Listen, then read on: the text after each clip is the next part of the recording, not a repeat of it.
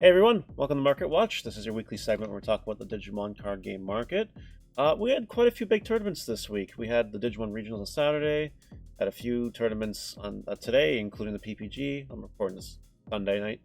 So let's go ahead and go over the market and see if anything's happening that we should take note of.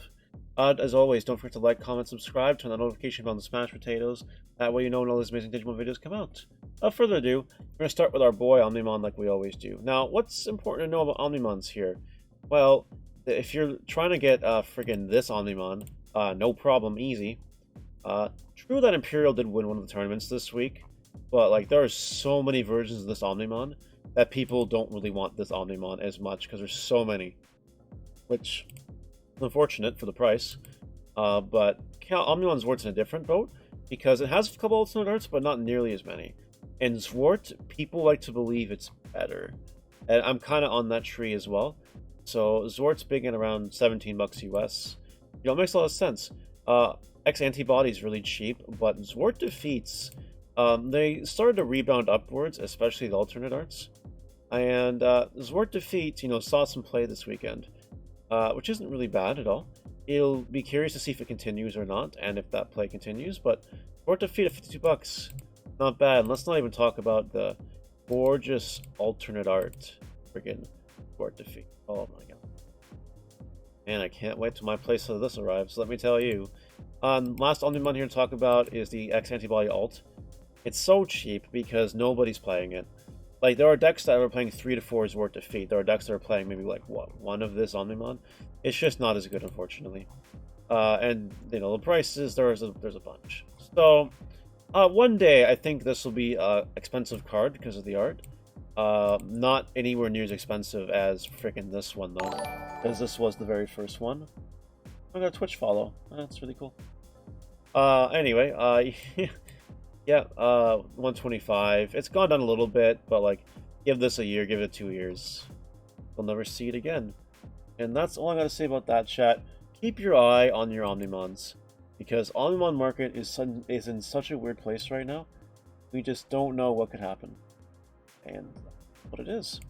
So keep an eye, get the Omnimons you want. Zwart defeats, wait and see what happens, in my opinion. If it sees more play, it'll go up. If it doesn't, it'll go down in price. Next, Lucimon. Everyone knows now that Lucimon Fall Down mode was announced, and that caused the price to explode. It had an all-time high of 120 US when it was announced. Now they've settled down. Now they're both at around 100. But there's not a lot of listings left. So what should you do? Don't buy them now. Wait for the cooldown. Fall Down mode is a good card, but it's not $100 Lucimon good. So give it time. Wait till BT4 has more boxes out. It'll be all okay in the end. Imperial Germans. Shout out to Dan Ving for winning the regionals. And don't get confused by this $3.57 listing card. As you can see here, shipping is $5. So really we're looking at $9-ish Imperials. Yeah, there's still a lot of them. A little bit of an uptick. People know now for sure that Imperial German can be played this format and played to win. So, Imperial German with the slightest of increases. We'll see what happens with it. Lord Knightmon. Lord Knightmon, surprisingly, didn't win any tournaments this week. Maybe it did. I wasn't really paying attention to the other ones. But like, it didn't win the regionals, the Digimon one, or the PPG one. It's $10. There are so many listings. The price isn't going anywhere anytime soon. Yellow is cheap, except for a couple problem cards, Lucimon being one, and we'll get somewhere else in a bit. Mastamon. If you want to take after me, and the few other people playing Lord Knight Mastamon, you know what? Mastamon, light play at 7, and near mint at 7, and it's just, there's still a lot of listings. It's still a debate whether or not this version of the Lord Knightmon deck will see the most play or not. People will still probably default to the just pure yellow version, and I don't really blame them. It's a lot more consistent. But yeah, Mastamon is seeing some spot in the sun here, so keep an eye. No big deal. Chaosmon Valor Arms. This one up in price. It's very good against Lord Knightmon, just like it's kind of good against Wargreymon. It's also being played in green. Green is doing a whole bunch of Nidhogg Chaosmon shenanigans to try to, keep the board empty. And it's the best way to keep up with the boards that people are making. So yeah, a little bit of a price increase. We'll see what happens. It might go back down after a little bit. I think it's in a bit of a hype bubble right now. Maybe it'll drop a few bucks. We'll see what happens, guys. Bushy Agumon. Yeah. So many Bushies lying around. But interestingly enough, there's not a great relative release version of it. And there's a lot until this one happens. So, just a little throw out there. If you want to go Bushy for game, aggro the deck, you know. The lowest rarities are really the lowest rarities. Nidhogg went up in price. When Imperial German wins with 2 copies of the copy or 2 of Nidhoggmon in the deck, it's something. It actually went up a couple bucks.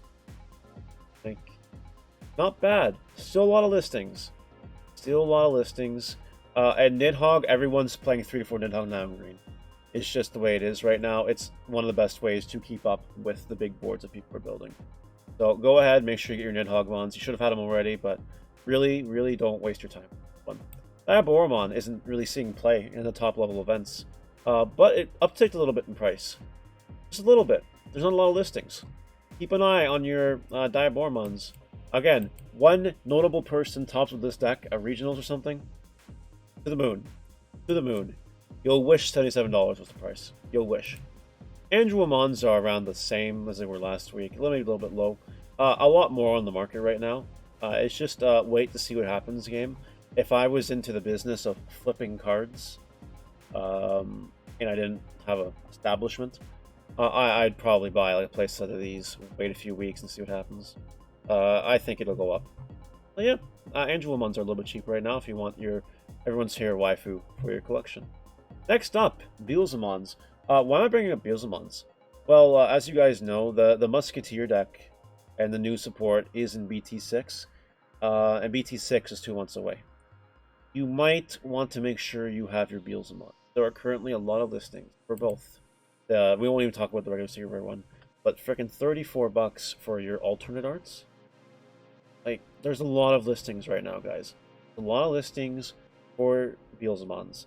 I wouldn't waste your time. If you have any interest in trying out your 7 Great Demon Lords cards and your stuff like that, you might want to get a playset. Or maybe not even playset. I'll get a few Beelzemons just to have it. If your budget, sure, get the regular Secret, no big deal. But if you're a baller and have an appreciation for really nice artwork, definitely go ahead and get yourself a nice alternate art for $34. It's actually not that bad, guys. It's really not that bad. Pulsemon. Yellow-Green Rookie Rush won the PPG this weekend.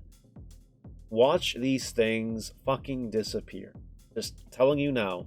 There's already not a lot of listings out there. Get your Pulsemons. Just get your freaking Pulsemons. Between the Rookie Rush and the Lord Knightmons that everyone's playing, and everyone's playing, 3-ish Pulsemons on average.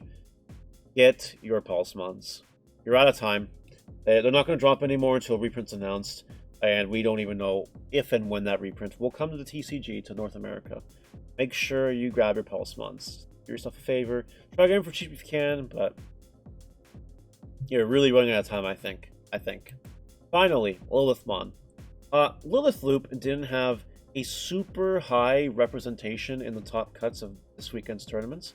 The Lilith Loop guy that I lost to in the Digimon regionals on Saturday ended up coming 10th. So, I'm not even sure if it made top cut that day. I'm not sure if it made top cut at the PPG either. Lilith Loop is a very good deck. It definitely is tier 1. And I think people are just really sleeping on it, maybe because of the complexity or whatever else. Lilithmons, as a result, have dropped in price a little bit. They're not over $50 anymore, guys. They're 45. But that being said, with a grain of salt here, there aren't many listings before it goes back to 50, as you guys can see. My recommendation is if you want to try to get your Lilith Loops, your Lilithmons, probably see if you can pay $45 for them, maybe $40. You probably won't be disappointed. And that's really all I gotta say on this week's Market Watch, guys. I hope you guys enjoy the content. Let me know what you think in the comment section below. Did we cover everything you wanted to cover? Did I not cover something that you wish I would have covered? Let me know in the comments. I enjoy making these Market Watches. I always go through so many cards every week just to find the best cards for the Market Watch. What we do, guys. It's what we do. Anyway, Later, guys. Take care. See ya.